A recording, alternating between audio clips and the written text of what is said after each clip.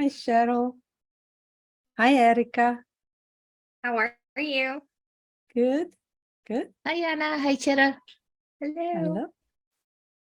Well, hi, everyone. I'm Anna from GreenGeeks. Thank you for joining us for today's webinar, Master Your Content Strategy with AI Tools by our guest speaker, Cheryl Marquez, digital creator and AI enthusiast. I'm going to introduce you, Cheryl, in a moment, but we're so happy to have you here today. And real quick, I want to say a couple of things about GreenGeeks, in case some of you who are watching are not familiar with us.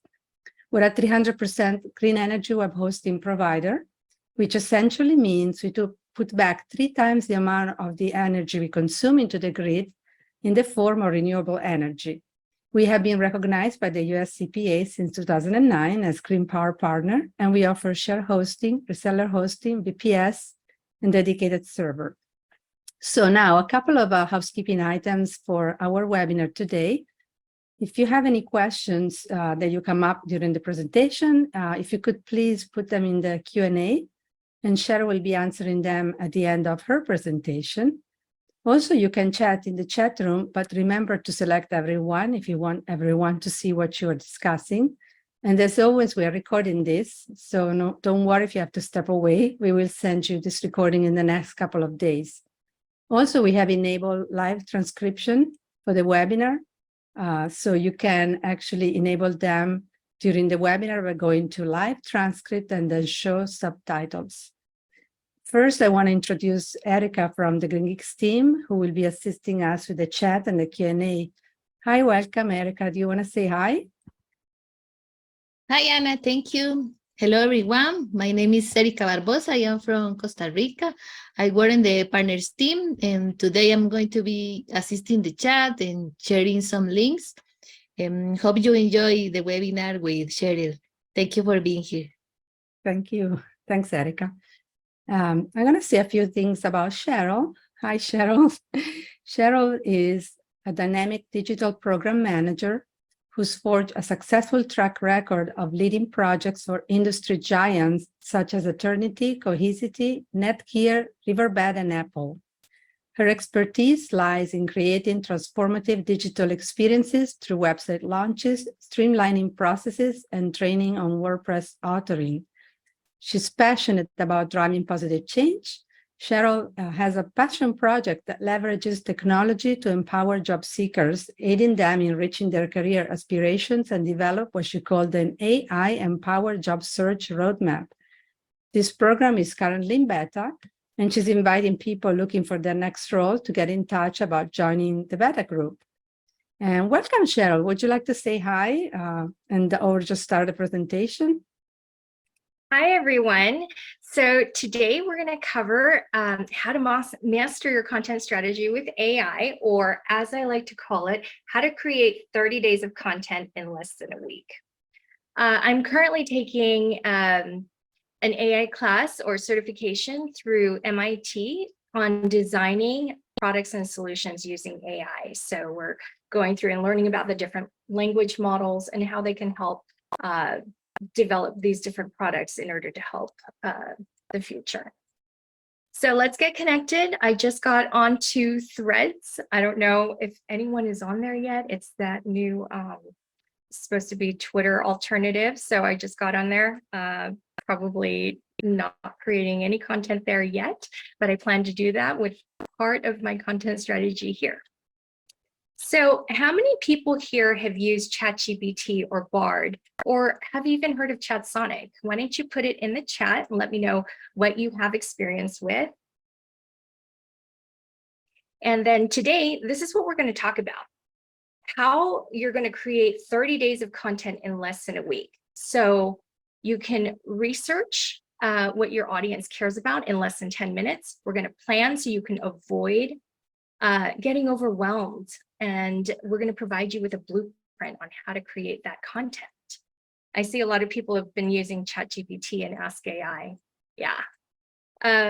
Then what if you had a free copywriter to produce your drafts in seconds instead of hiring somebody and having to wait 2-3 days or for a different time zone to come back online so that you can get your content created or edited. And we're going to use AI so you can edit like a pro, even though you don't write like one. And finally, we're going to schedule and create your content so you can focus on connecting and engaging with your audience. So my main question is, what specific challenges are you facing in content creation? Do you feel like this guy? Now, are you struggling with writer's block or it's driving you crazy? Are you overwhelmed with what to create? People tell you you have to build this content calendar and you have to create all this content in a month, and you're thinking, how am I going to have time to do that? I have a business to run, or I have a job, or I actually have to take care of kids. How are you going to do all of this and still lead a full life? And then once you create the content, are you frustrated that no one is reading or watching your content? And finally, are you wondering what the fuss is all about with AI? We're going to walk through a roadmap of developing your content strategy to executing it by the end of this webinar. And by the time we're done, you'll have a full understanding of what your customer wants or what your ideal audience wants. So before we get started, we're going to make the assumption that you know who your target audience is. We're not going to go through that in this webinar. We only have an hour. And I have a mini course that actually goes through and breaks down all of these steps. So if you stay to the end, we have a QR code where you can download the slides, and you can also download a guide with free AI prompts, along with all of the steps that are laid out for you. Now, how would you feel if AI could make content creation effortless? Share in the chat, let me know. I see some of you are complaining about the sincerity of AI bots, and we're going to talk about how you're going to get over some of the shortcomings of AI with your content and your expertise. So, what is artificial intelligence? So AI can apply to a lot of different things. We're going to focus on how it relates to content creation. Now, if you see this picture, it looks like somebody who's just kind of connected to all of these little lights and everything that's going everywhere. Think of that and imagine that you can read millions of books and articles and web pages. Then you can draw on that knowledge to answer questions. Now, think of it as a virtual assistant like Siri on steroids. And because it's trained on books and articles, you run the risk of plagiarism. And this is why we can't just grab what AI gives us and throw it on your website or throw it on YouTube. We don't want to be copying other people, because you're going to get penalized by the search engines because you're going to have duplicate content as someone else. Now, today we're going to talk about how you're going to use AI as a stepping stone to great content that your audience wants. And by doing that, we're going to start with some research. And research doesn't always mean that you're going to use a tool.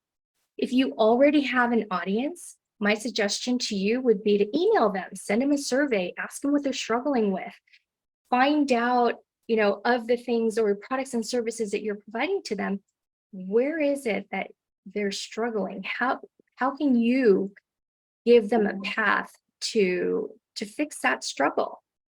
If you don't have an audience, I have some tools for you, and we're going to help you build that audience, because we're going to find out what people are actually searching for. The first one of those tools is Answer the Public. We're going to do a blend of some of my presentation, some of it is going to be live demos. So Answer the Public can help you find out what people are actually searching for. And this tool, I actually pay for it. It was $99 for lifetime usage. Otherwise, you can use the free version and you get 100 searches per day. So you give it a keyword, and here I gave it summer travel. And if you don't happen to have an SEO expert on staff, or you haven't hired one, or you're a solopreneur and you don't know a lot about SEO, guess what? You don't need to do that. You don't have to go super deep. Just put in a couple of words here, put in summer travel. You can change the region to whatever country that you want. I picked United States and I'm using English and I hit search. So it gives you this beautiful visualization, and this shows you how many people are actually searching for each of these search terms. I'm going to scroll down to the bottom, because here we can see, oh, 1,000 people have searched for summer travels. 590 people have searched for summer capsule wardrobe.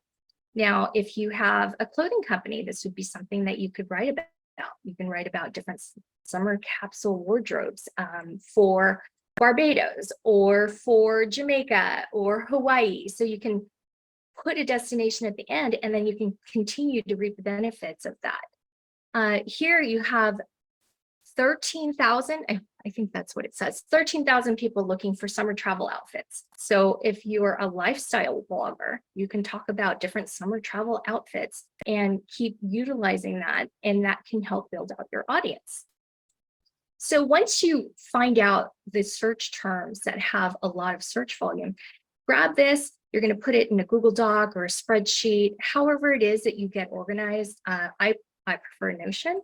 At work, we use Google Docs because we have multiple people going into different documents. It's really easy to share and edit together. So if you have multiple people that need to review something, I suggest using Google Docs. And then next, we're going to go over, oh, one other thing I forgot. If part of your content strategy is to bid on search terms, you can also see that here.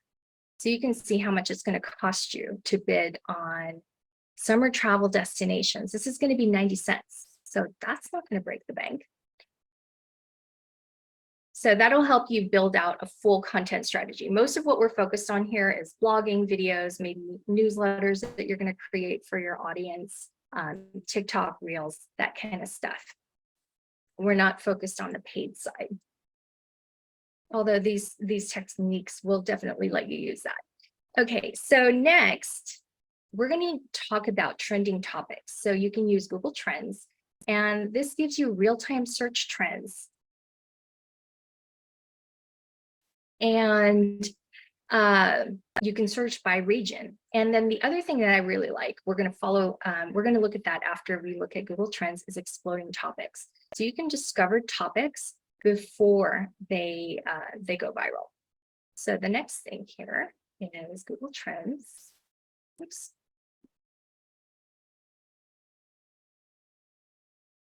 So here you can do keyword searches, you can do summer capsule wardrobe, and then if you hover over the graph, you can kind of see what what the search volume is. But what I like to use it for is trending now. So as you build out your content strategy, you want to write for what people are searching for. And that's going to be your evergreen content, but you also want to be talking about things that people are caring about today. So in order to find that, you can look at daily search trends. And let's say here, people are talking about the Emmy nominations, Manchester United versus Leeds. So if you're into soccer, you can maybe talk about that. What I like is real-time search trends. And what's nice here is you can take a look at the different categories. So here we're already seeing sports, but let's say you're a fitness enthusiast. So you can see that in the past 24 hours, a lot of people are talking about ultra-processed food in the United States. And then you can change this again to your country, depending on where you're at. You can pick your country, and then you can find out, you can also search whatever topics that you want to search. So you're not limited to what is trending now. You can search for what you want, and you can do keyword comparisons here. And then I like exploding topics. So here I searched for fitness trends. So you can go by different times. You can see what was trending in the past 15 years. Here I'm looking at the past 6 months. And we're looking at fitness. So here are a few different categories. I'm particularly interested in AI, and this is how I discover new AI tools that I want to try out. Sometimes I try the tools and I'm like, well, you know, the free stuff still works really well for me and I really like it. So I sometimes just go back to that. But here we've got fitness trends. You can see berberine, which is a supplement that is supposed to mimic diabetic treatment, like metformin, but search volume for that is up to 823,000. So it's up 233%. And this is a free account that I have. So even if you don't pay for it, you're still going to get a lot of value. You're going to be able to pick out different tools or different keywords that you can write about. Okay. So as you find these different topics, you can add that to your sheet. And you're going to keep that sheet handy because we're going to use it when we're prompting for AI later.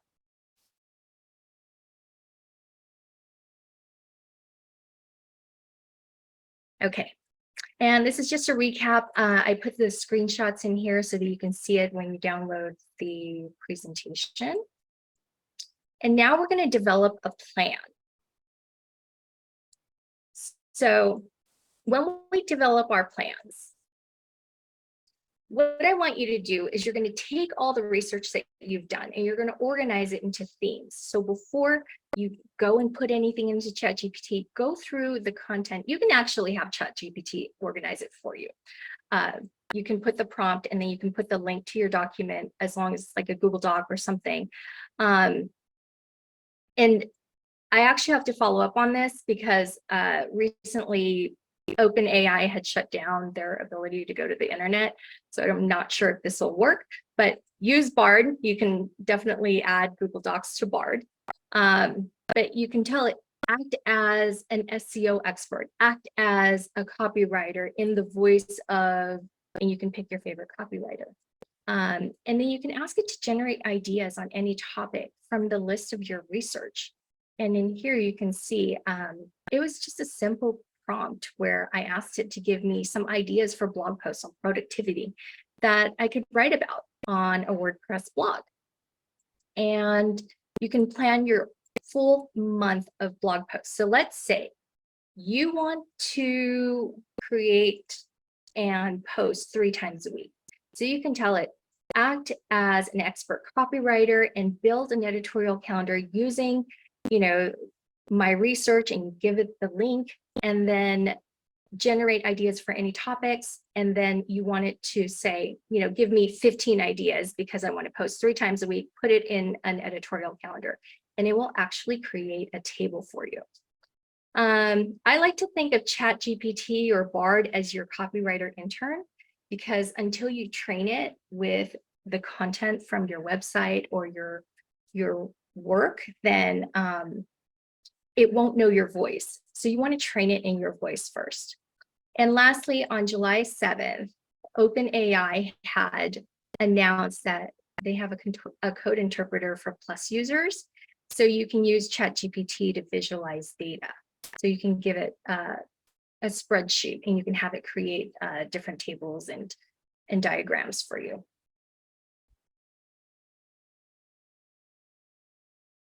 So next, we're going to build out your editorial calendar. Linked in the resources, I have a Google spreadsheet where I have all the months and the different weeks. So if you're posting once a week, you can just put the title of the blog post, the link to it. You can put YouTube, TikTok. I have a whole bunch of columns that you can use. You can just copy this for yourself and use it. Or you can use Canva to create your editorial calendar and put all of your social posts out automatically using Canva.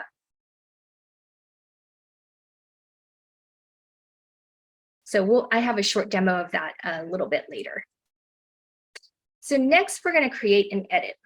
And here is ChatGPT working. And I said, act as a WordPress blogger, give me 10 ideas for productivity prompts, or prompts for 3 times a week, something like that.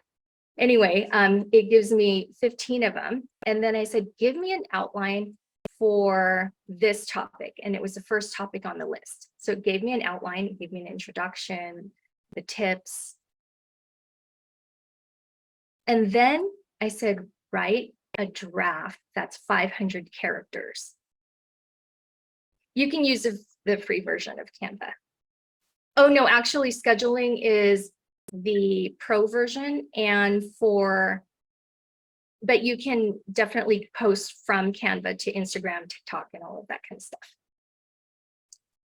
Oh, this is just going to keep looping. So the last thing was it created a draft of 500 characters. So when you're giving the final prompt to do your drafts, you want to tell it how many characters or how many words you want it to have. You can tell it the tone, saying I want it to be conversational, I want it to be friendly, or maybe you're more academic, so you can tell it I want it to be informative, informal, and it will use that type of tone. And then you can also give it a few links that have your content so that it can learn your voice, and that's how you're going to train it.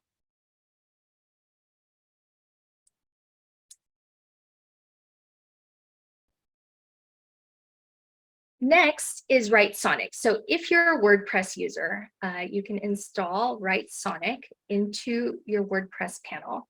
And this works very similarly to ChatGPT and Bard. What I like about this is you can go in there, you can click on different things, like you can say, create landing page copy for me, create SEO, you can do SEO optimization. It's really easy from this point of view. And I'm presenting you with a lot of tools today. It doesn't mean you need to use all of them. If you like ChatGPT, that's great.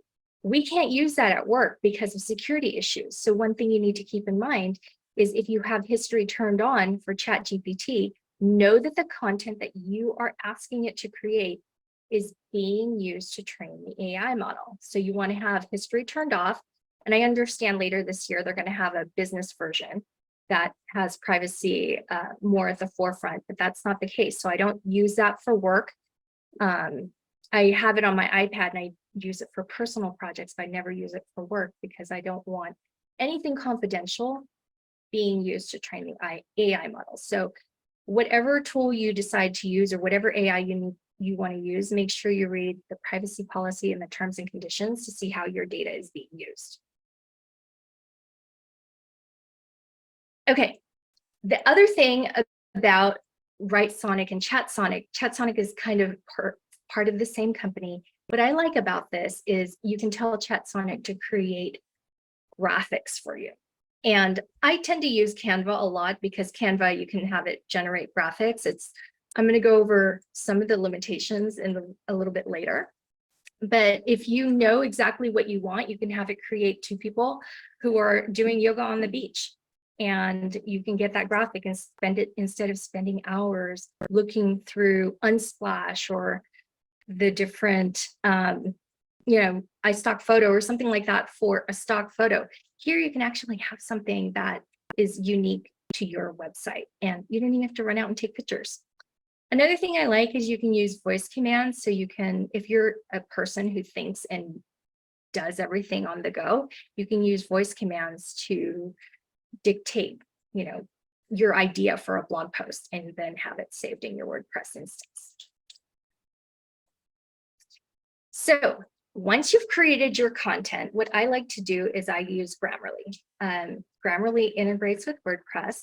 I have the Safari, the Chrome, my iOS extension or app for Grammarly because I'm not great at grammar. So I lean on it quite a lot and it helps me with writing email. I like that it's a lot more private. It has this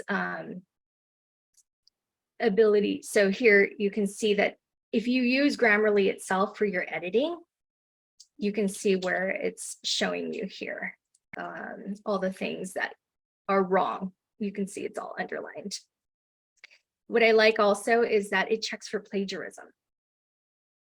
So I pay for a premium version of Grammarly, and it just allows me to use all of the features.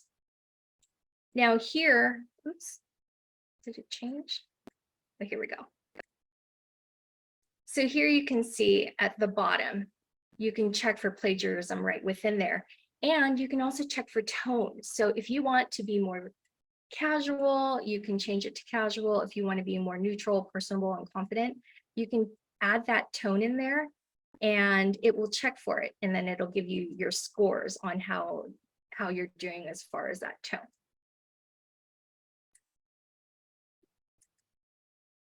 And then finally, they have this thing called Grammarly Go. Even on the free version, you get 100 free AI prompts on the plan.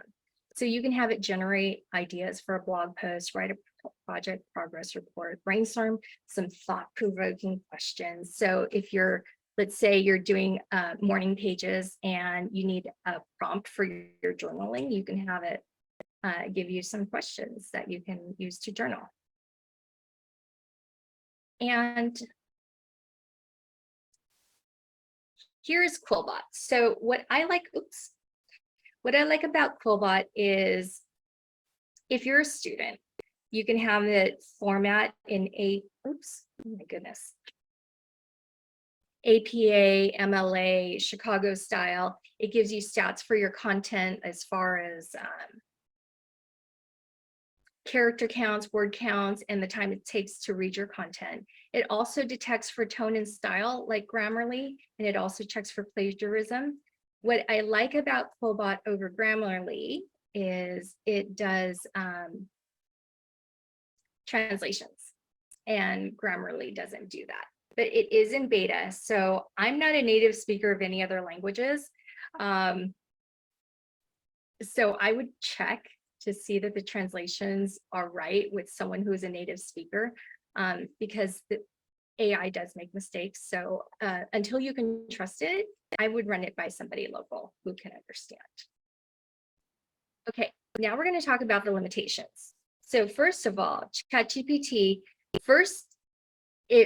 the language models it's trained until 2021. So currently, anything that's newer than 2021 information, you're not going to get that. What is nice is as of March 2023, they released some plugins so you can connect to Kayak, Instacart, Zapier.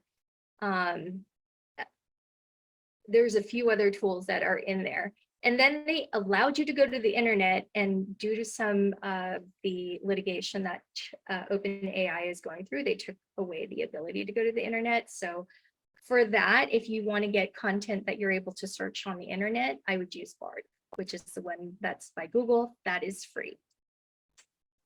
And according to Google I/O, when I attended the conference, they were talking about how Bard will connect with Google Docs and Google Sheets by the end of the year. So I think for the ease of that workflow, Bard has an advantage.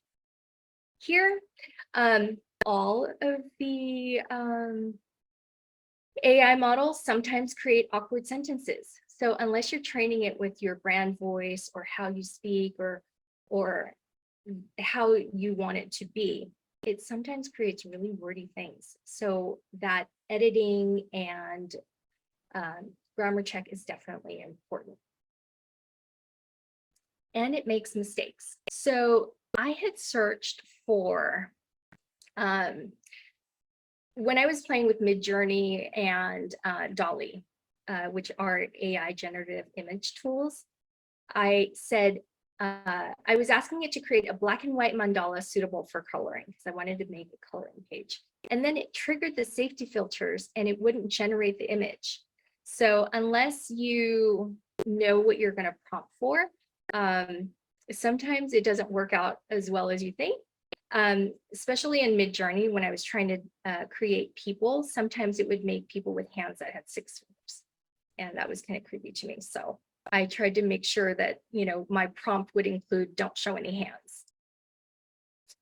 And here, this first little image of the sushi, it's a Shih Tzu in a sushi roll. I had this idea where I was going to create NFTs of little Shih Tzu dogs, and I was doing a word play on sushi. And the first thing I created was one in like a Disney style, and it looks really cartoony. And then here I created something that was more photorealistic. And so unless you know what type of image you want, you're kind of limited on how to prompt. So you really can go and get super creative as you learn how to prompt. Okay, The other thing that I've run into is sometimes I'll ask it for topics. And this is why I started using Answer the Public and Exploding Topics, because sometimes I would ask for a topic or a list of topics and it would just give me the same old list with different words. And that to me is a shortcoming of it. Now, the final piece is where we're going to schedule and share. So here's a table that I created, and really it's just comparing the ChatSonic table versus the ChatGPT table, and you can have it create any tables.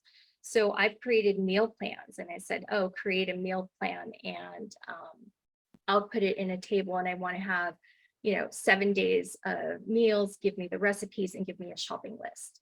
So you can have it develop a table for you, and then you can just copy and paste these tables into your favorite spreadsheet program. What I did see that in ChatSonic, I'm hoping that they fix this, but it gave me an extra column, so that was a little bit annoying. And here is Canva. So, oh no.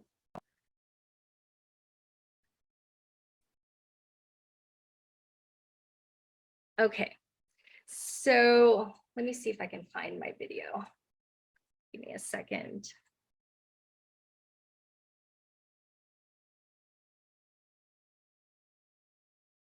Okay, let me share my video that I created.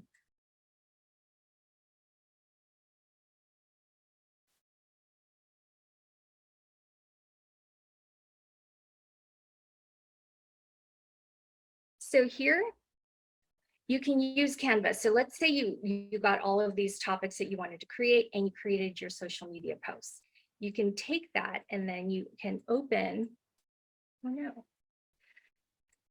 You can open Canva, and if you go to apps, you can click on bulk create. And after you click on bulk create, you can choose to add it manually, or you can add it, you can have it connect to your, wherever your spreadsheet is.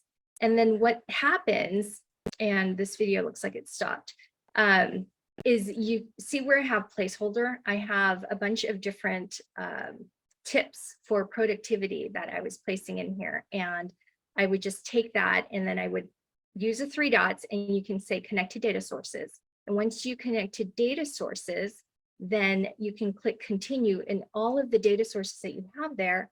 So here I had created 8 different productivity tips for social. And all it did was it generated all of them, and it was all a bunch of different images. So it was this exact image with different text where placeholder was.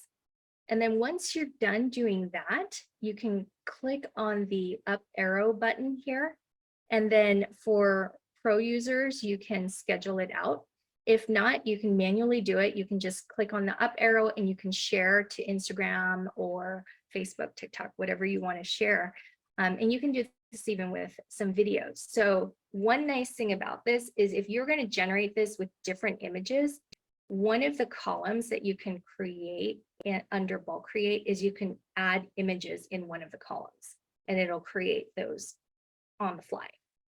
So I'm going to stop sharing this and go back to my presentation. I really wish I could have showed you guys that. All right. To recap, this is what our process is. So we're going to research current and upcoming topics. You can either interview your audience or survey them. My mentor, she actually, on Instagram, she creates a bunch of stories, and in the stories, she puts out a question, and she says, oh, what do you need help with this week? Are you struggling with this or that?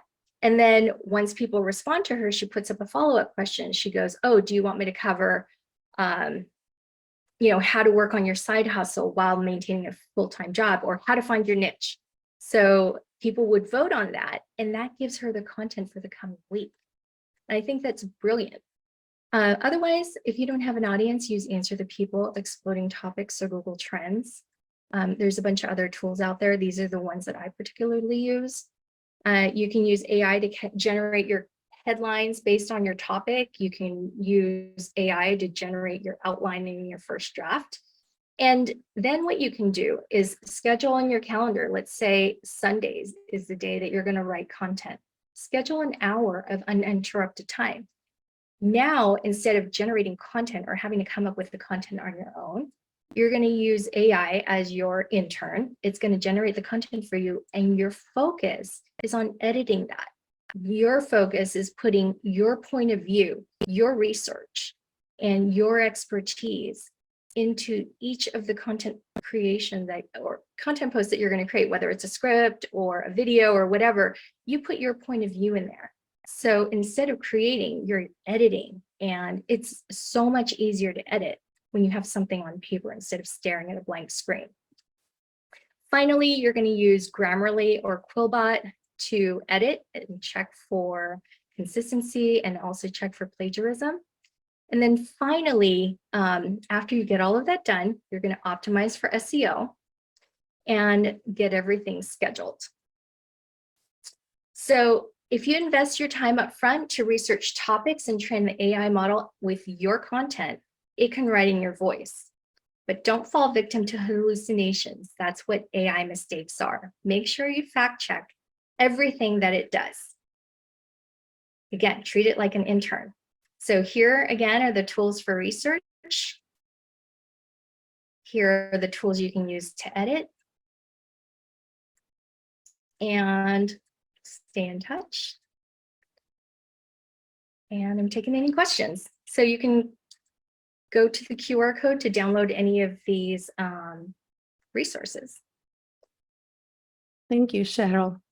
That's great. We have a few questions in the Q&A. I'm going to read it for you.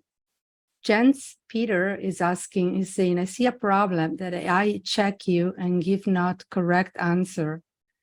Giving information about your interaction in several companies just by public information, but they do not give the background information. How do you give feedback to AI given incorrect information?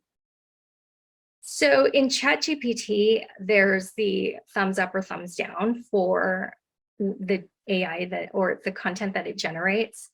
I think when you do that, it also gives you a chance to put in feedback. Okay.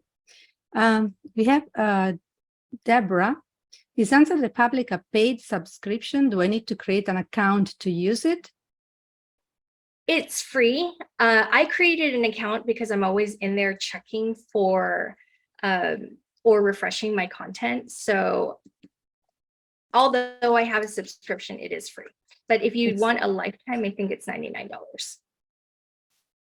That's great information. We have another question here from Jens Peter again. What is the difference by Google search and AI answer on a specific question? So depending on which AI you're using, sometimes it's not getting the information currently. So Bard goes out to the internet, so I like that. Sonic also goes out to the internet, but it still makes mistakes. So no matter what information it gives you, you got to double check it. So I like to ask it when I'm prompting, especially if it's giving me information, I tell it, give me the sources for all the pieces of information. So that way I can click on those links. At one point, I was doing market research on the amount of people who were purchasing adult coloring books. I was super excited by the numbers that ChatGPT gave me. I told it, give me the resources because I wanted to read these different research reports. I clicked on every single one of those links and they all 404'd. I don't know if it's because the content was before 2021 and those reports had expired, or if it just made up those URLs. So always check what it's giving you. Very good point. Jens Peter is asking, is it possible to buy you for consultancies regarding AI? I guess for you to help in consulting. Yes, so if you go to, I believe that Anna is going to be sending out the link to the resources. If you go to that link, there's checkboxes on the bottom saying, download the resource and all of that. We'll give you the resource no matter what. But if you're interested in one-on-one consulting or the mini course, in the mini course, we actually go through each of these different phases and we create all of the things. And I have templates for you on where to put your information. As part of the resources, the editorial calendar that I showed earlier is available. Yes. Noel is asking, is using Google Trends in lieu of GA4? So I wouldn't use Google Trends in lieu of GA4. So GA4 is analytics on the content on your website. And my company, we just recently migrated over to GA4, and a lot of us are struggling with it because it's very different from universal analytics. Even a lot of the different things it's measuring is very different. But it's not a replacement. Google Trends is what people are searching for on the internet, what's trending that people are already looking for. Think of GA4 as analytics for your website. What are people on your website looking at? Right. Thank you. Deborah is asking if Bright Sonic is a WordPress plugin. It is. So you can use it as a WordPress plugin, and if you have the managed version of WordPress, it works with that version as well. So I have a whole self-hosted version of WordPress, and I'm able to use the plugin. Great. And Goldie, also, yeah, go ahead. Sorry, Go they ahead. have a Discord group. So if you are interested in that, you can follow the Discord group and you can chat with other people who are using Sonic. Thank you. Gold is asking, is there an app that uses AI that can be plugged into the backend of your store/website so that it also crawls your website content to create new content? I have not used that, but let me do some research and I can get back to you. Where do we, also Gold is asking, where do we find Bard? Is it just part of Google? Yes, it's bard.google.com, and then you would log in with your Gmail email. So it doesn't work with Gmail versions that are, let's say if you have a personalized email for your company, it won't work with that. But if you have a Gmail account, you'll be able to use Bard. Thank you. Craig is asking, well, he was asking about the links, but I believe that we're going to send the links also as well when we send out the recording. Mm-hmm. And Claude is asking, how do you train AI on your brand voice? So you can, what we've done is we take maybe a few different blog posts or scripts for TikTok or YouTube, and we put it in a Google Doc, and we give it the Google Doc as a link to say, you know, read this document and create the content based on this tone and this voice. And then as you get new content, you can tell it, oh, you know, I need it to be less, you know, maybe less sharp, or you want it to be more friendly or more informative. Or sometimes it creates a lot of words. So I say, make it simpler or make it better. Okay. There is also a question from, thank you, Goldie, saying, thank you, great presentation, from Quentin regarding Bard. He's saying the VPN is necessary outside of the States to have a VPN and use Bard outside of the United States. Yeah, I don't know, but I can get back to you. I'm in the US, so I don't know how to test that. That's true. That's a good point. Erica, do you think you can test it? Are you in Costa Rica? She is in Costa Rica, yeah. Yeah, could you test Bard and see if you need VPN in order to access it, or if you're able to access it natively? I can open the link, so I think I can register and everything. I can see the page, the website. Okay, good. So maybe you don't need a VPN. Yes. Great. Well, thank you, Cheryl. I don't see any more questions here in the Q&A, but we will get the recording to everyone. probably in a few days. It'll be by the end of the week. And we will add all your very useful links in the email. And I wanted to say, so finally, if someone wants to get in touch with you, what is the best way to get in touch? Yeah, let me give you, you can go to any one of my social channels, or you can email me. We can get connected on LinkedIn. Or you can just email Cheryl@CherylMarquez.com. So these are my social channels. And the link that they provide you, there's a way to get in touch with me there too. So that will get emailed to us, and you can check one of the boxes, whether you're interested in the mini course or coaching or having me as a speaker. You can check one of those and we can get back to you. Thank you. And I see a couple of more notes of people not being able to access, I guess, BARD in Europe because of data protection, and in Canada. Yeah, it's not available. I guess, yeah. Yeah, great. Well, thank you. Thank you, everyone, for attending. We will be sending all this information over to you in the next few days. Thank you, Erica, for your help with the chat. And thank you, Cheryl. You've been great.